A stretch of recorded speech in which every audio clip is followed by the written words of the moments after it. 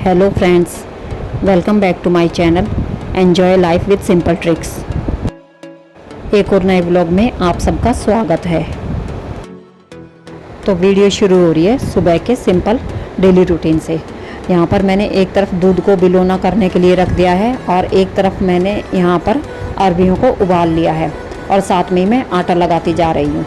तो ये मेरे 2-3 काम इकट्ठे होते जा रहे हैं। मेरी अरबियाँ उबलकर रेडी हो गई है और इनको मतलब ऑलमोस्ट ठंडी भी हो चुकी थी, तो इनको मैं निकाल के रख दूँगी और फिर इनको छील के इनमें छोंक लगाएंगे।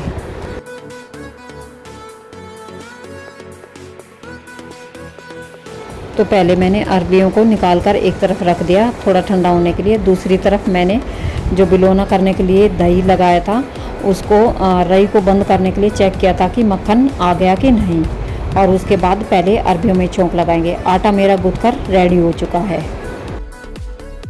और डेली रूटीन में इसी तरीके से मेरे 2-3 काम इकट्ठे पैरेलल चलते रहते हैं।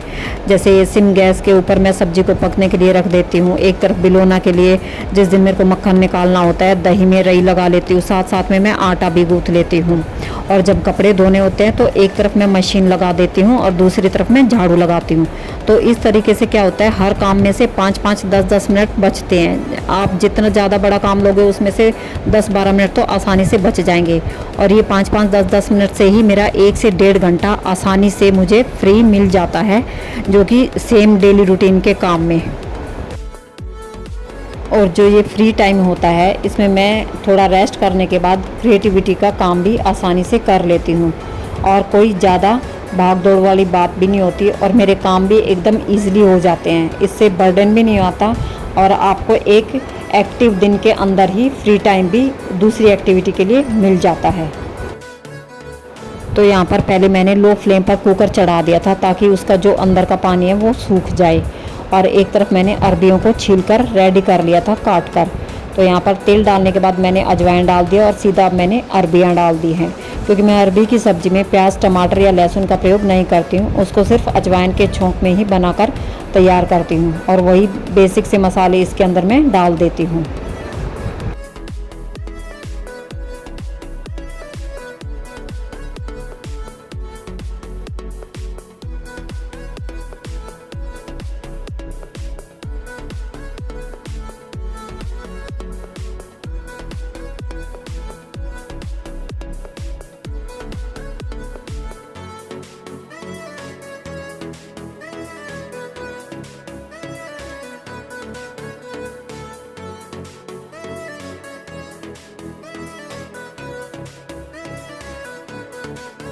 तो सुबह के टाइम में हमारा जो सप्लाई का पानी आता है वो भी मैं इसी टाइम पर मोटर चलाकर भरती हूँ। तो एक तरफ तो सब्जी में छोंका लगा दिया, दूसरी तरफ जो मेरा बिलोना किया हुआ है वो अब मक्खन बनकर तैयार है। अब हम मक्खन निकालेंगे।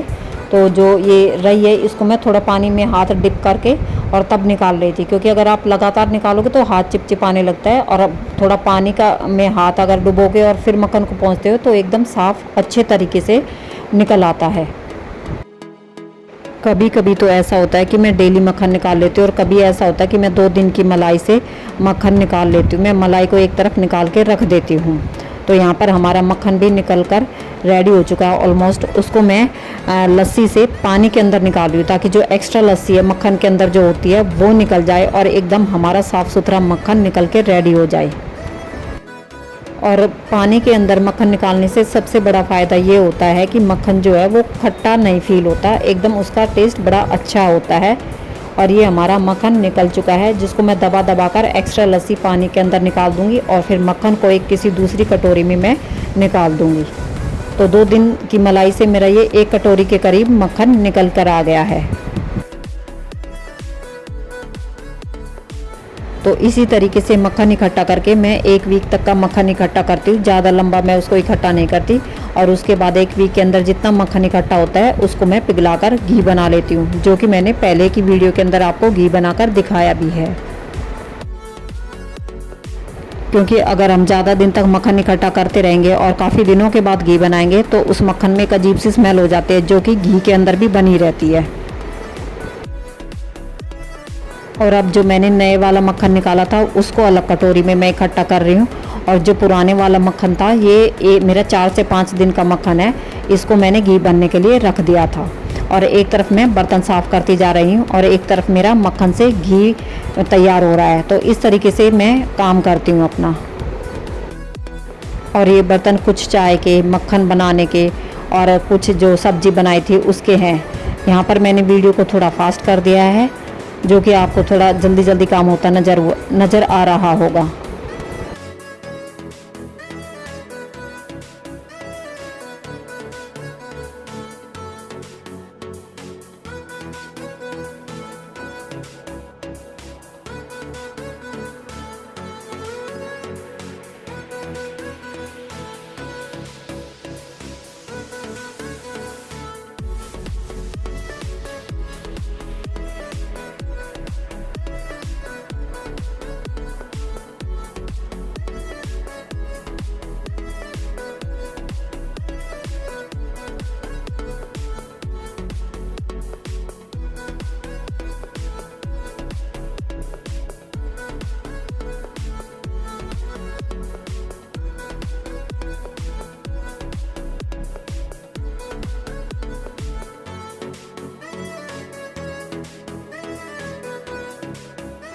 और ये मेरी आटे की टंकी है जिसको मैं साफ़ करूँगी, क्योंकि अभी ताज़ा आटा पीस कर आया है। उसको मैं टंकी को साफ़ करने के बाद ही भरती हूँ हमेशा। और ऐसे ही करके जब राशन का सामान आता है हर महीने, तो मैं पहले सारे डब्बे साफ़ कर लेती हूँ जिसमें जो सामान भरना होता है। अगर पुराना सामान बचा हुआ है तो उसके ख़त्म होने के बाद मैं उस डब्बे को साफ़ करती हूँ और उसके बाद उसमें ताज़ा आया हुआ सामान मैं भरती हूँ।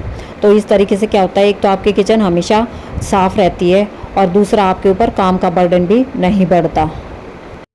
और साफ़ सुथरी और चमचमाती किचन में काम करने में एक अलग ही खुशी महसूस होती है।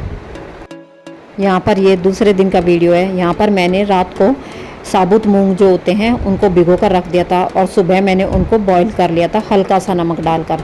एक तरफ मैंने 2 प्याज लिए हैं मीडियम साइज़ के, 1 मीडियम साइज़ का टमाटर और हरी मिर्ची। आप ये अपनी सब्ज़ी के अकॉर्डिंग कम या ज़्यादा कर सकते हो। प्याज को मैं लंबे लंबे पीसेस में काट लूँगी और ऐसे ही टमाटर को, और जो हरी मिर्ची है उसको भी मैं बीच में से 2 पीस करके उसके भी बड़े बड़े पीसेस में उसको काट लूँगी। और फिर मैंने एक तरफ यहाँ पे फ्राइंग पैन रख दिया है जिसके अंदर मैंने तेल डाल दिया है। यहाँ पर हम साबुत मूंग की सूखी सब्जी बनाएंगे। इसको चाहे तो आप बिना छोंके भी रेडी कर सकते हो, कच्चा प्याज और टमाटर डालकर, और खाने में ये एकदम बहुत ही लाजवाब लगती है। तो तेल डालने के बाद मैंने उसके अंदर जीरा डाल दिया था और जीरे के चटकने के बाद मैंने प्याज डाल दी थी। तो प्याज को सिर्फ मैंने ज़्यादा नहीं भूना था। जब चमकीली चमकीली प्याज हो जाती है उस स्टेज पर आने के बाद मैंने टमाटर डाल दिए और हरी मिर्ची, और साथ में ही मैंने बेसिक से मसाले डालकर मूंग डाल दिए थे जो कि मैंने ऑलरेडी बॉईल करके तैयार कर लिए थे। ये सब्ज़ी बड़ी खाने में स्वादिष्ट लगती है। अगर आप चाहें तो बिना सब्ज़ी बनाए सिर्फ मूंग को उबालने के बाद कच्चा प्याज, टमाटर और जो भी सीजनल सब्जियां होती है और बेसिक से मसाले डालकर आप उनकी चाट भी तैयार कर सकते हैं, जैसी रेडी या ठेली वाले बेचते हैं। इस चाट या सब्जी में अगर आप खट्टापन लाना चाहते हैं तो पकने के बाद आप नींबू डाल दीजिएगा या फिर आप चाट मसाला डाल दीजिएगा। अगर आप कम खट्टा खाते हैं तो थोड़ा चाट मसाला डाल दीजिए, अगर आप थोड़ा ज़्यादा खट्टा खाते हैं तो आप नींबू डाल सकते हैं।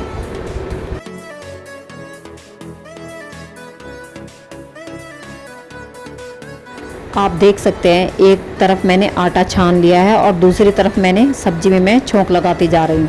तो इसी तरीके से मैं साथ साथ 2-2 काम इकट्ठे कर लेती हूँ और मेरे काम भी एकदम टाइम पर हो जाते हैं। और अपने डेली रूटीन में मैं लगभग सेम टाइम पर ही उठती हूँ, चाहे मेरा बेटा स्कूल जाए या उसकी छुट्टी हो।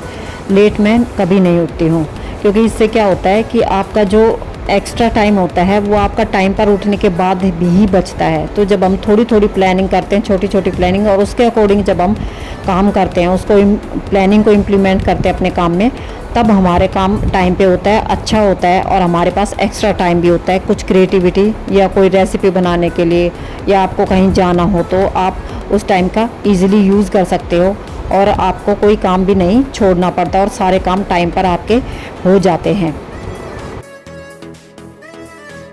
तो एक तरफ मैं आटा लगाती जा रही थी और साथ साथ में मैंने लो फ्लेम पे सब्जी को पकने के लिए भी रख दिया था और बीच बीच में मैं उसको संभालती भी जा रही थी।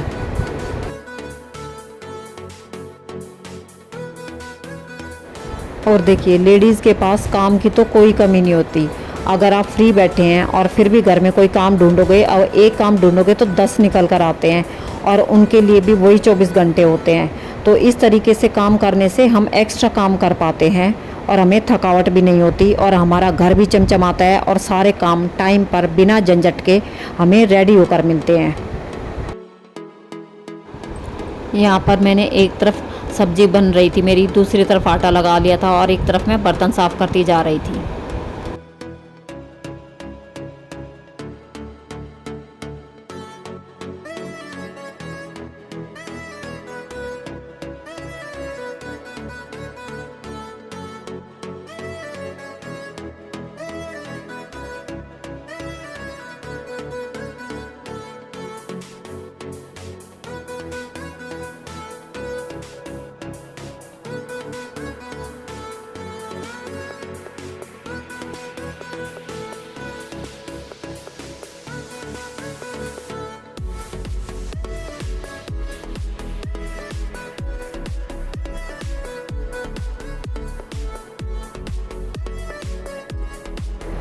यहाँ पर मेरे बर्तन साफ़ हो चुके हैं और वीडियो को मैंने थोड़ा फास्ट कर रखा है, तो आप देख सकते हैं कि मेरे सारे बर्तन साफ़ होने के बाद जो थोड़ा बहुत पानी नीचे गिरता है उसको भी मैं स्पिनिंग मॉप से साफ़ कर देती हूँ।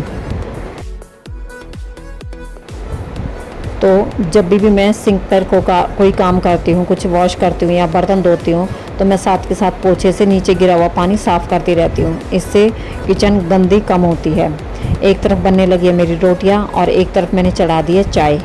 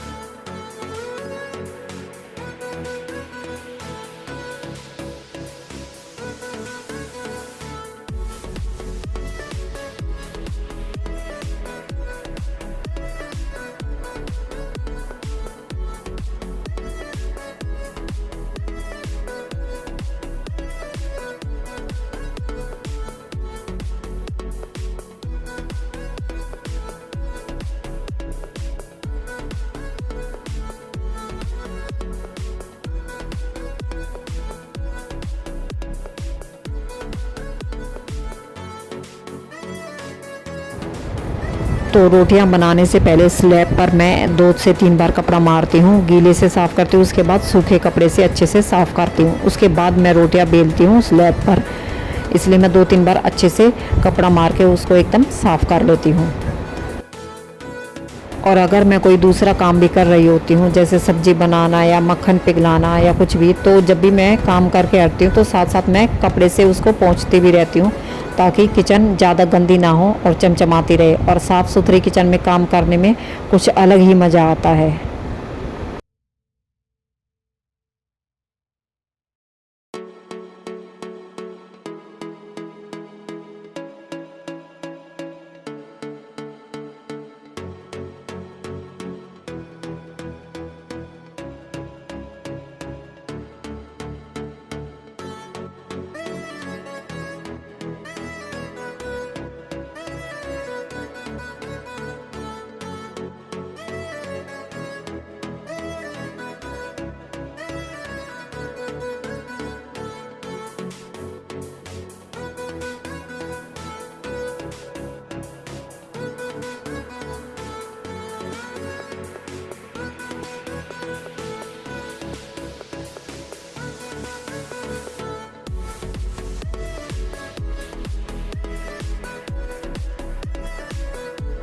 तो फ्रेंड्स हस्बैंड के लिए रोटियां बना दी और मैंने अपने लिए चाय बना ली थी, जो कि मैं थोड़ा ब्रेकफास्ट के साथ लेती हूँ।